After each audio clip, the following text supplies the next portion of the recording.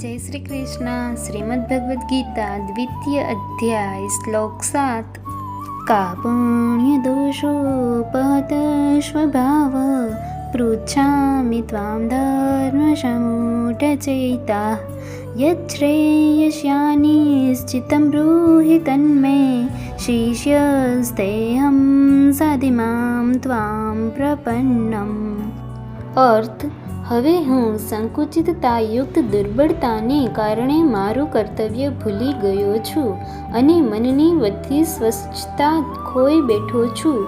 આવી સ્થિતિમાં હું આપને પૂછી રહ્યો છું કે જે મારે માટે કલ્યાણકારી હોય તે ચોક્કસપણે કહેવાની કૃપા કરો. હું હવે આપનો શિષ્ય છું અને આપનો શરણાગત છું.